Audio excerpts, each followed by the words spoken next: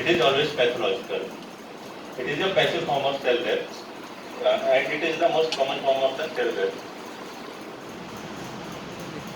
The process is characterized by denaturation of cellular proteins, leakage of cellular content through damaged membrane, local inflammation, and enzymatic digestion of lethal injured cells. Now we can talk about the causes of necrosis. Necrosis is mainly caused by hypoxia. The most common cause of hypoxia is mainly ischemia. Physical injuries, chemical injuries, and the microbial toxins. Now we can talk about the morphology, starting with the cytoplasmic changes.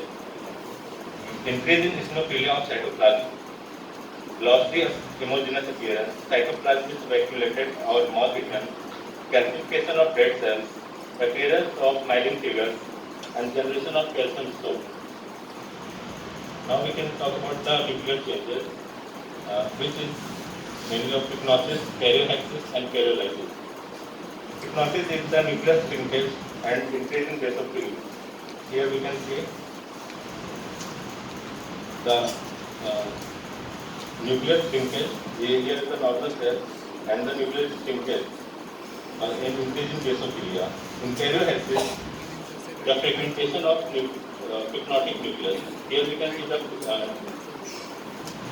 fragmentation of pycnotic nucleus. And in karyolysis, the chromatin dissolved due to DNA activity. Types of necrosis. Mainly, necrosis is 5 types: colligative necrosis, liquefactive necrosis, which is also called as colligative necrosis, caseous necrosis, fat necrosis, which is also known as adipocytic necrosis, and fibrinoid necrosis. Starting with the colligative necrosis, it is a form of cell death in which the section of the dead tissue is preserved for at least for some days. Affected tissue has a firm texture. Preservation is possible due to denaturation of the structural protein and enzyme digestion of the cell. It is mainly in all solids in organ में होता है, brain में नहीं होता है। Denaturation होता है क्योंकि यहाँ पे प्रोटोलाइसिस ऑफ डेड सेल होती है। Now we can talk about the morphology. The outline of the organ is maintained. The outline of the organ is maintained because of the connective tissue, elastin, collagen mainly, remains there. On microscopy, the cellular outline is also maintained, karyolysis of nucleus. Due to this tombstone appearance, we can see in microscopy. After few days later, neutrophilic infiltrate appears. Now we can see here the gross structure of the kidney. Here we can see well-shaped infarct. Here we can see the well-shaped infarct in kidney. Here on in the microscopic structure, it is on the edge of the infarct. Here we can see here from in microscopic structure we can see the normal cells. Here is the normal cells and the infarcted cells. Here we can see the tombstone appearance of the cells. Here we can see the tombstone appearance. Here and the nucleus is the loss of the nucleus, and the inflammatory infiltrate we can see in between. Starting the liquefactive necrosis. In this type of necrosis, the necrotic tissue liquefies. There is no maintenance of state due to the connective tissue destroyed in this. Usually in infection, necrotic material is creamy yellow in color, known as pus. Tissue adherent is lost in abscess. The creamy yellow color is due to the presence of leukocytes.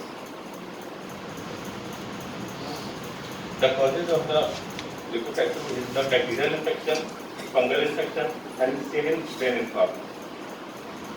Here we can see the liquefactive necrosis. Here is the creamy yellowish and dissolution of the tissue. Here we can see the abscess formation. Anything? Nitin This is the morphology of the तू नीचे हो जा. in cases necrosis. It is the combination of colligative and liquefactive necrosis. It occurs due to the deposition of lipid from the membrane of the organism.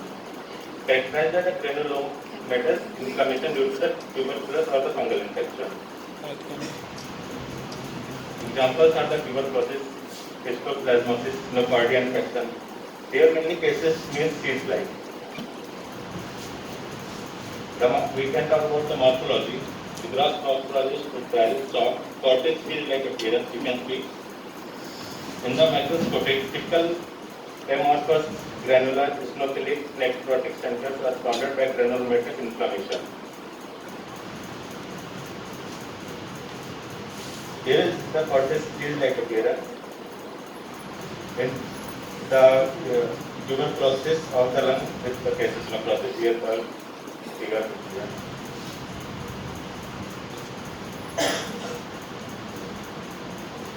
Now in the here we can see the cases necrosis, which is the surrounded by a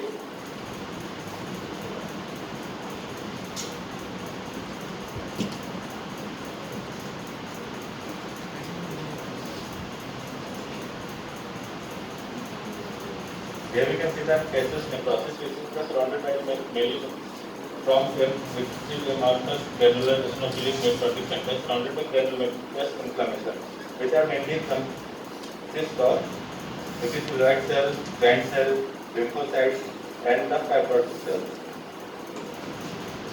Now we can talk about the fat necrosis. It is also known as the epitophatic necrosis occurring in fatty tissue.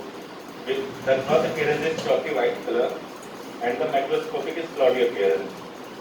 It is mainly seen in pancreas, breast, the most common fact due to trauma, and hematoma.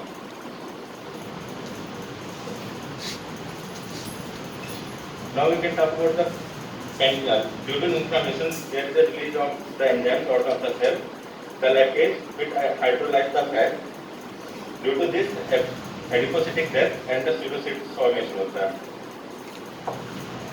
Due to the hydrolysis of fat and the calcium combined with by the process of saponification, the saponification of the fat leads to the calcification, which gives the chalky white appearance. Here we can see the yellowish white appearance. Here, whitey chalk appearance and the calcium formation. Here we can see the cloudy appearance, and it is surrounded by the acute inflammatory cells. Now we are talking about the fibrinoid necrosis. It is a special form of vascular damage usually seen in immune-mediated cell injury, hypertension, peptic ulcer, polyhydramnios nodosa, rheumatoid arthritis, hyperacute graft reduction. Fibrin or fibrin-like material deposited in the tissue. Morphology, we can talk about the microscopic morphology. Bright pink color fibrin-like material. You can see. Here we can see the fibrinoid necrosis and artery. Here bright pink area of necrosis, bright pink area of the necrosis with inflammation. Here neutrophils. Here we can see the neutrophils with dark nuclei. Now we can talk about the investigation. Here mainly we can talk a vascular necrosis investigation.